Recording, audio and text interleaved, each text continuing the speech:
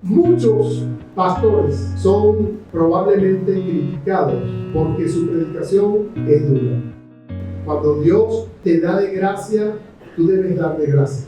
Lo que de gracia recibimos, de gracia debemos dar. El apóstol Pablo había recibido un don, ¿verdad?, de parte de Dios para predicar a los gentiles, y eso él estaba haciendo. Lo lógico, hermano, es que cuando ponemos nuestros dones al servicio de Dios, muchas personas van a ser agradecidas con Dios por el objeto de su bendición en nuestras vidas. Dice el versículo 12: porque nuestra gloria es esta, el testimonio de nuestra conciencia, que con sencillez y sinceridad de Dios, no con sabiduría humana, sino con la gracia de Dios, nos hemos conducido en el mundo, y mucho más con vosotros. El apóstol, hermano, deja claro a la iglesia que estaba en Corintio que su relación con ellos se basaba en la sinceridad. No estaban buscando algo de ellos, estaban haciendo la obra que Dios les había encomendado. Dice, porque nuestra gloria es esta. Si algo debemos gloriarnos, ¿verdad?, debe ser en Cristo Jesús. El testimonio de nuestra conciencia. Es decir, el apóstol Pablo tenía una conciencia limpia que le servía a los corintios, y le servía por amor a Cristo y por amor a ellos. No estaba buscando nada de ellos de manera personal, de manera particular. No había ningún engaño con esto, ¿verdad? Y dice que con sencillez y sinceridad de Dios, no con sabiduría humana, sino con la gracia de Dios, nos hemos conducido en el mundo, y mucho más con vosotros. Es seguro, por lo que leemos en la carta, hermano, alguien se había levantado en contra del apóstol Pablo en la iglesia que estaba en Corinto. El apóstol Pablo había dicho que iba a ir a visitarles, y al parecer no había ido. Alguien probablemente había dicho dentro de la iglesia de los Corintios: ve que no se puede confiar en el apóstol, ve que él dice una cosa pero no la siente, ve que cuando él habla hay que poner eso ahí en tela de juicio. Seguramente se habían levantado algunos enemigos de Pablo aquí que malinformaban, trastornaban la iglesia de Dios, hablando precisamente de esto. Mira, por ejemplo, hermano, capítulo 2, verso 17, dice: pues no somos como muchos que medran falsificando la palabra de Dios, sino con sinceridad, como de parte de Dios, y delante de Dios hablamos en Cristo. El apóstol hablaba, hermano, con sinceridad, por si alguien estaba dudando. Y mira en el capítulo 4, verso 2, lo que dice: antes bien, renunciamos a lo oculto y vergonzoso, no andando con astucia, ni adulterando la palabra de Dios, sino por la manifestación de la verdad, recomendándonos a toda conciencia humana delante de Dios. El apóstol era sincero en su trato hacia los corintios. A veces las personas se comprometen en algo y tienen en su corazón el deseo de hacerlo. Tienen el deseo de poder hacerlo. Lo importante, hermano, si tú permaneces en ese deseo y lo llevas a cabo. Él está diciendo aquí en el versículo 17: mira, yo no tengo un doble discurso. Yo no voy allá y le digo, voy a ir. No, en mi deseo es no ir. O digo, no voy a ir, pero sí quiero ir. O sea, no tengo un doble discurso, sí y no. Él cuando dice sí es sí, cuando dice no es no. Mira, versículo 18. Mas como Dios es fiel, nuestra palabra a vosotros no es sí y no. No es un doble discurso. Él le está dejando claro a la iglesia que está en Corinto que él no es un hipócrita, que no tiene un doble discurso. El evangelio de nuestro Señor Jesucristo es positivo, es verdad, es sí en él, es sí en Cristo, es una verdad en él. El apóstol Pablo no estaba escribiendo algo oculto, algo engañoso, algo que no pudieran entender. Hay personas que de alguna manera enseñan que se necesita algo especial para entender la palabra de Dios. Y lo único especial que se necesita es que tú seas salvo. ¿Sabes, hermano? Si fuese tan complicado, piensa cómo llegarían a ser salvos aquellas personas que ni siquiera saben leer? ¿Acaso no tienen oportunidad ellos de llegar a ser salvos? La salvación no es tan complicada, no. Es solamente creerle a Dios. Dice, como también en parte habéis entendido que somos vuestra gloria, así como también vosotros la nuestra para el día del Señor. El día del Señor. Algunos confunden el día del Señor con el día de Jehová, de Yahvé. El día de Jehová, hermano, es un día de juicio. Pero el día del Señor es el día en el cual los cristianos van delante de su presencia a recibir sus recompensas. Día del Señor Jesús. Tampoco habla del domingo. Ven el capítulo 1, 1 Corintios capítulo 1. Vamos a leer desde el 7. Dice, de tal manera que nada os falta en ningún don, esperando la manifestación de ¿quién? El cual también os confirmará hasta el fin, para que seáis irreprensibles en el día del Señor Jesucristo. Ahí está. Eso es, hermano, el día del rapto de su iglesia. El día del Señor es ese, no es un día de juicio. Algunos agarran esto y lo unen y dicen, es el día de bendición para algunos y de juicio para otros. Pero entonces, hermano, quitan toda diferencia de la Biblia, de judíos, de griegos, de gentiles.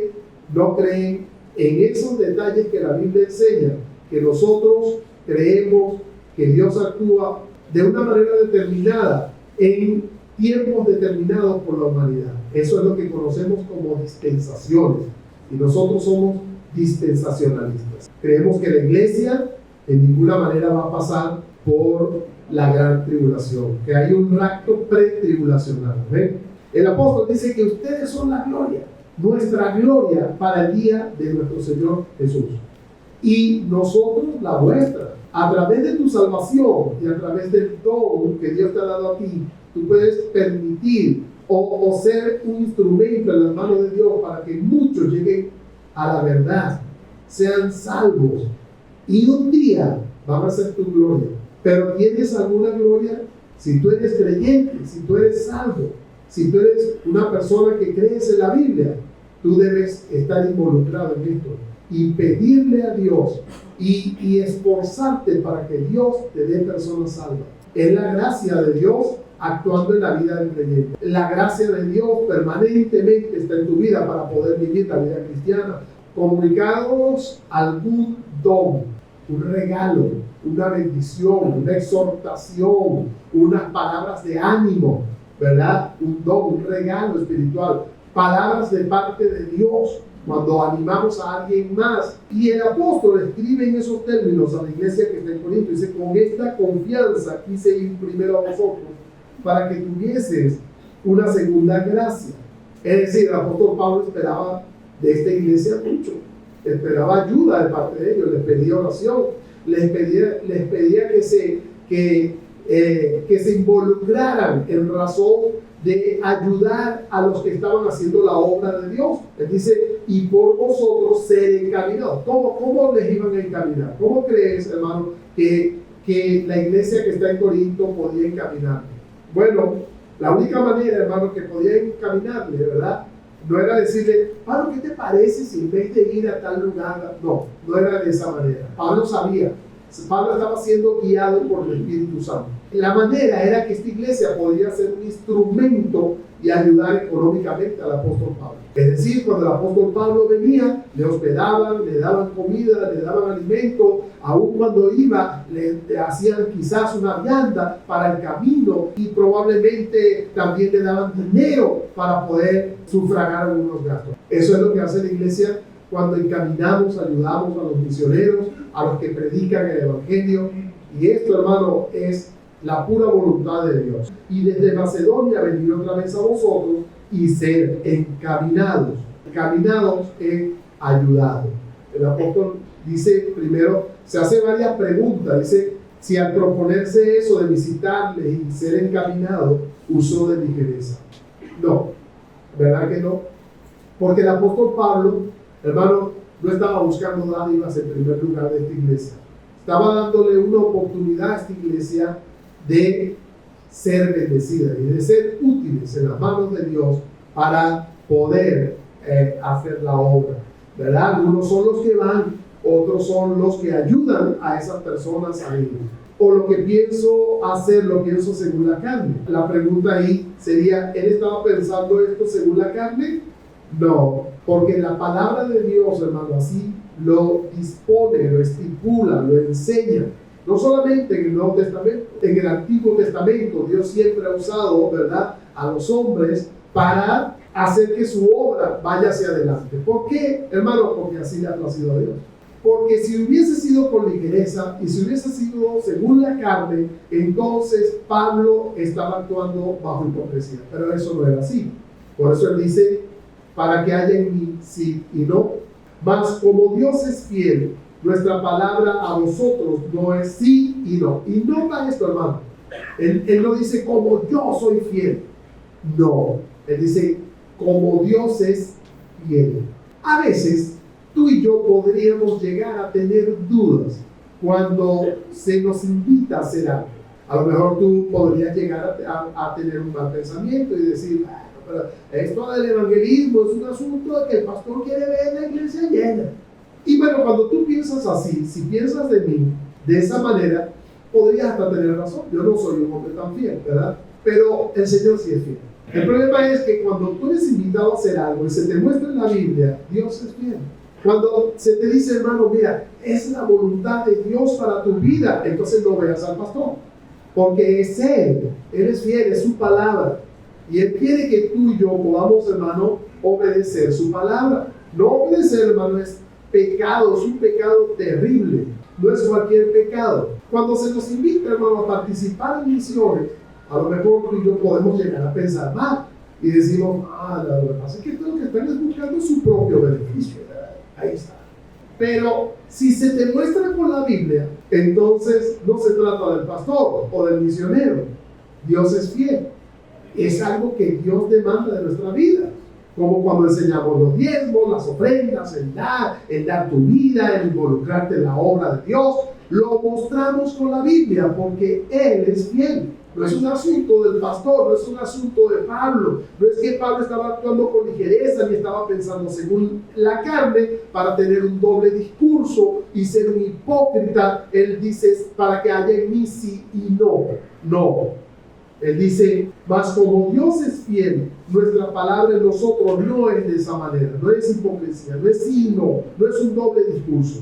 Cuando nosotros aceptamos a Jesús, no lo aceptamos porque alguien tenía una idea ahí rara en su cabeza acerca de estas cosas. No fue así. Nos mostró en la Biblia. Y nosotros empezamos a creer en la Biblia. Lo que el Señor decía en su palabra. Cada una de las cosas que vamos haciendo a lo largo de nuestro peregrinar cristiano, de nuestra vida cristiana, es porque lo estamos viendo en la Biblia. No es porque el pastor dice, porque la denominación dice, es porque la Biblia dice. Estamos enseñando lo que Él enseñó. No solamente enseñando lo que Él enseñó, estamos invitando a las personas que hagan lo que el Señor quiere que su pueblo haga. Por tanto, ir y hacer discípulos, eso es otra cosa totalmente distinta a predicar. Enseñándole que guarden todas las cosas. Es decir, que una vez que las personas son salvas, debo enseñarle también todo lo que el Señor demanda de su vida. Ha sido una verdad, no una mentira, una verdad pero en Él, no en el pastor. Eso es lo bonito de la vida cristiana. Tú puedes continuar la vida cristiana con tu Biblia, ¿verdad? Independientemente al pastor. Y nuestra confianza es esta, hermano, que aquel que comenzó en vosotros la buena obra la va a perfeccionar hasta el día de Cristo. El que nos confirma con vosotros en Cristo. Qué maravilloso poder escuchar a alguien que nos enseña la palabra de Dios. Un maestro de la Biblia, ¿verdad? Aquellas personas que tienen el Espíritu Santo pueden ver las verdades ahí, claritas ahí, las pueden ver. Habían cosas que estaban un poco confusas, pero con un poquito de ayuda del maestro, porque también es bíblico, ¿no? Tú tienes el Espíritu Santo, pero el Señor dice allá en Efesios capítulo 4, verso 11, que el Señor, subiendo a lo alto, llevó cautiva la cautividad y dio dones a los hombres para edificar el cuerpo de Cristo. O sea que sí necesitamos de maestros, sí necesitamos de los pastores, sí necesitamos de esa gente que está más adelantada que nosotros en la fe y que nos enseñe. La idea no es quedarnos nosotros ahí, como sucedió con aquellos creyentes a los cuales se les escribió la carta a los hebreos, que debiendo ser ya maestros tenían necesidad de leche, se quedaron apáticos ahí y no aprendieron. La voluntad de Dios para tu vida es que crezcas espiritualmente, pero en Cristo. Cuando tú, que tienes al Espíritu Santo en tu vida y eres exhortado conforme a la Biblia, una confirmación de que esa persona también es un siervo o una sierva de Dios.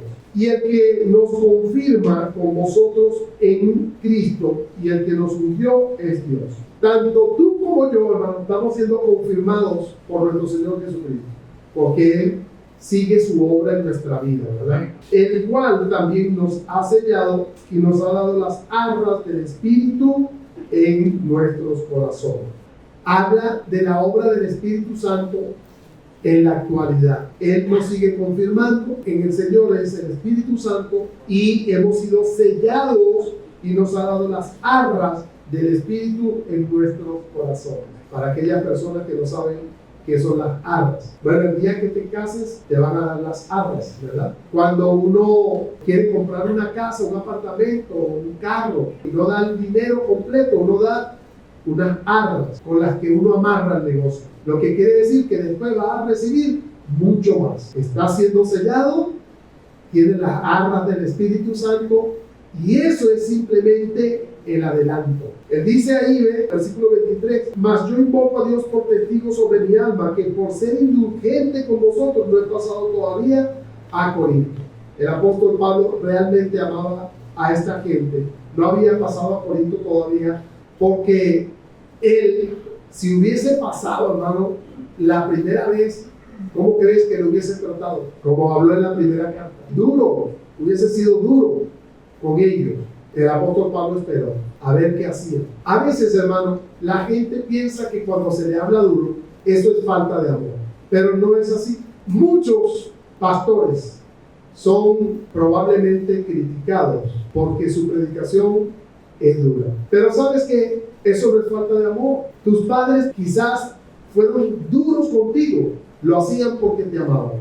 Pero un pastor, una persona que no predique todo el consejo de la palabra, aunque eso pueda ser duro a algunas personas o a todas las personas, no es fiel a Dios.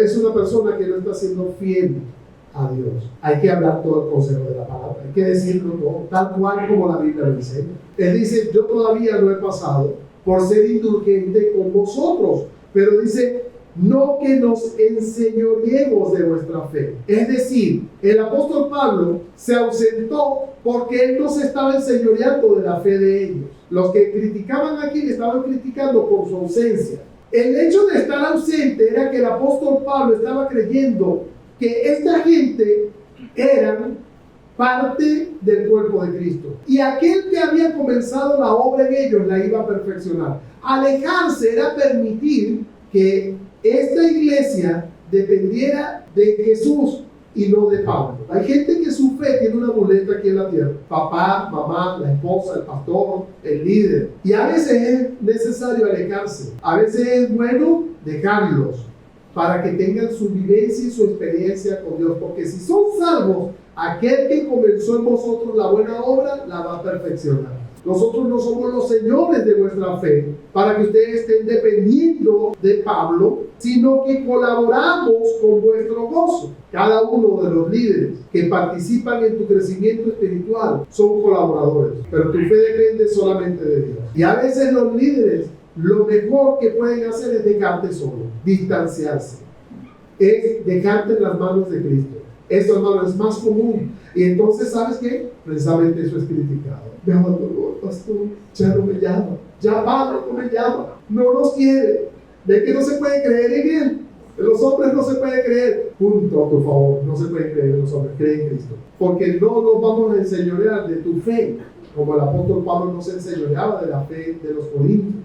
Él permitía que su fe dependiera del mismo Cristo. Por eso se distanciaba también. A veces lo mejor, hermano, mira, no ves al hijo pródigo. El hijo pródigo, cuando quiso todos sus bienes, ¿qué hizo el padre? Se los negó. Dijo, no, toma, vete, échale ganas, ten tus propias experiencias. Y a veces a las personas hay que dejarlas tener sus propias experiencias. Aún en el ministerio, como pastores, realmente son pocos los que he enviado, ¿verdad? Pero algunos estamos ahí en proceso y algunos se sienten abandonados. Y yo le digo, qué bien, que te sientas abandonado por mí, para ver si encuentras refugio en tu Señor. Solo aprendí yo, hermano, duro, porque a mí también me lo enseñaron de la misma manera, y fue posteriormente que lo entendí. ¿Tú estás firme, hermano, por esa obra que Dios hizo en tu corazón, y Él la va a continuar haciendo? Amén.